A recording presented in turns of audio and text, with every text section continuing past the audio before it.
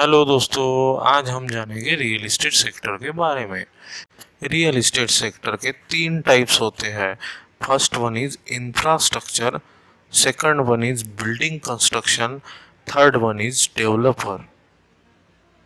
तो सबसे पहले हम जानेंगे इंफ्रास्ट्रक्चर के अंदर क्या क्या होता है। तो इंफ्रास्ट्रक्चर के अंदर सबसे ज़्यादा गवर्नमेंट के काम चलते हैं। इंफ्रास्ट्रक्चर के अंदर बड़े बड़े कंस्ट्रक्शंस किए जाते हैं, जैसे कि इंफ्रास्ट्रक्चर के अंदर ब्रिजेस, कनाल, डैम्स, रोडवेज, टावर, इस तरह के बड़े बड़े काम इंफ्रास्ट्रक्चर के अंदर किए जाता है।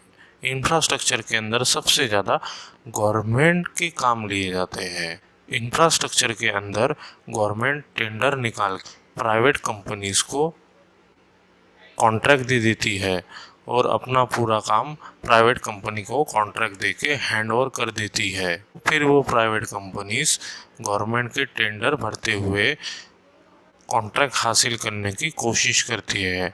जब भी गवर्नमेंट को रोडवेज का कंस्ट्रक्शन करना है, ब्रिजेस का कंस्ट्रक्शन करना है, कनाल्स का कंस्ट्रक्शन करना है, टावर्स का कंस्ट्रक्शन करना है या फिर डैम्स का कंस्ट्रक्शन करना है, वो न्यूज़पेपर के अंदर टेंडर्स निकालती है। फिर प्राइवेट कंपनीज उस टेंडर को भरती है। फिर गवर्नमेंट के ऑफिसर्स वो टेंडर्स की स्टडी करते हैं। जितने भी प्राइवेट कंपनीज के टेंडर उनके पास आते हैं, फिर वो गवर्नमेंट ऑफिसर उसमें से किसी एक को टेंडर पास करती है जो अच्छी फैसिलिटी और कम दाम में उनको अच्छी क्वालिटी का माल दिलवाती है। फिर वो प्राइवेट कंपनी गवर्नमेंट के प्रोजेक्ट्स को डेवलप करती है।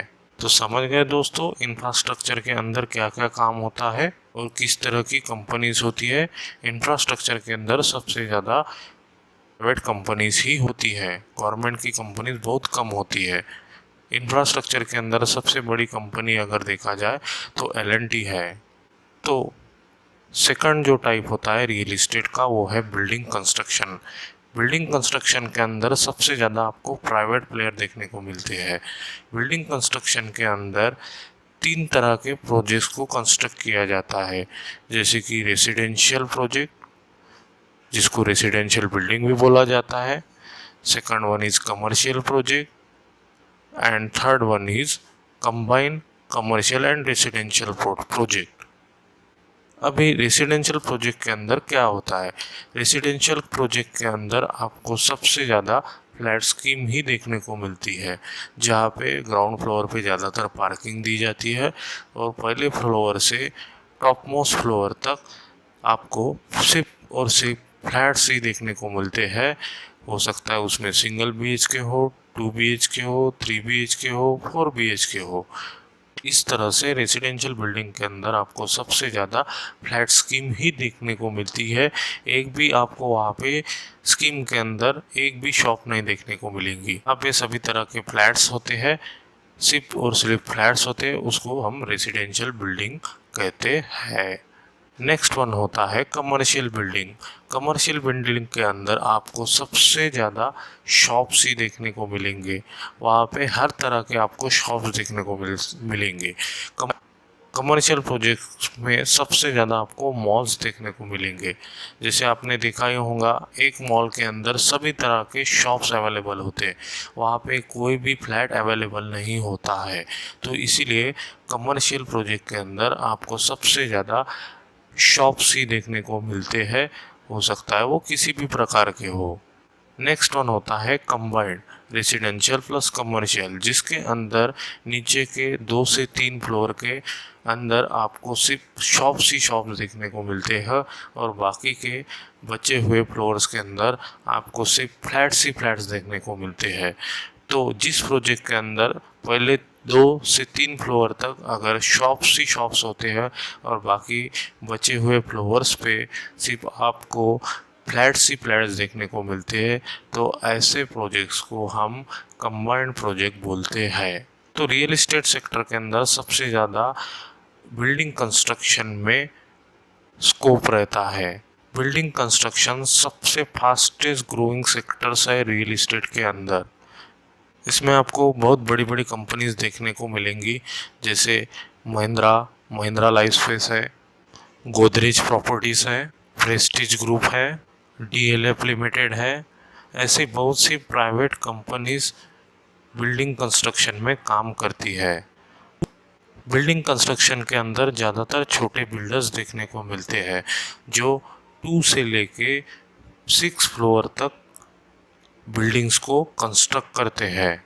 छोटे बिल्डर ज़्यादातर रो हाउसेस, बंगलोज और 2 स्टोरी से लेके 5 से 6 स्टोरी तक बिल्डिंग कंस्ट्रक्शन करते हैं, जिसके अंदर वो रेसिडेंशियल फ्लैट या फिर ज़्यादातर कंबाइंड रेसिडेंशियल और कमर्शियल प्रोजेक्ट्स को कंस्ट्रक्ट करते हैं।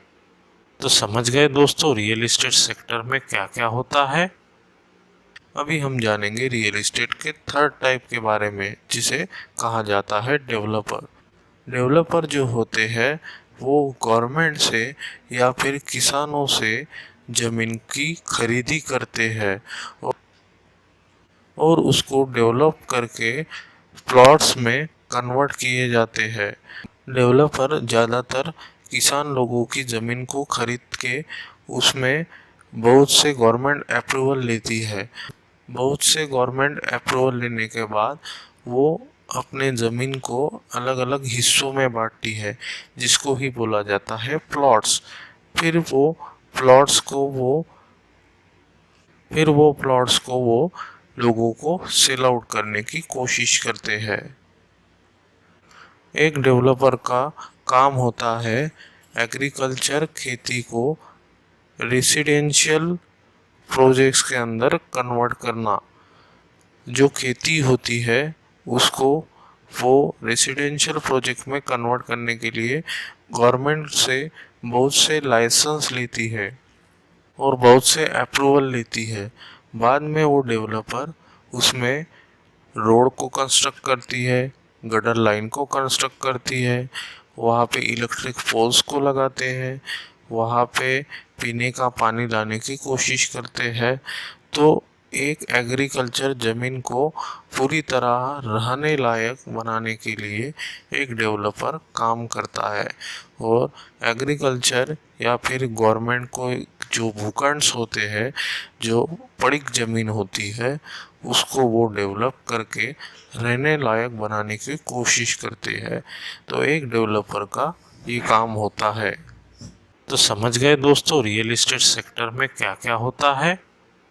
तो ऐसे ही जॉब से रिलेटेड गाइडेंस पाने के लिए हमारा यूट्यूब चैनल जल्द से जल्द सब्सक्राइब कीजिए और अपने फ्रेंड के साथ इसको शेयर कीजिए और लाइक बटन पे क्लिक भी कीजिए। इसके साथ बेल आइकॉन भी प्रेस कीजिए ताकि आपको हमेशा हमारी तरफ से नोटिफिकेशन मिलते रहे। So thank you for your support.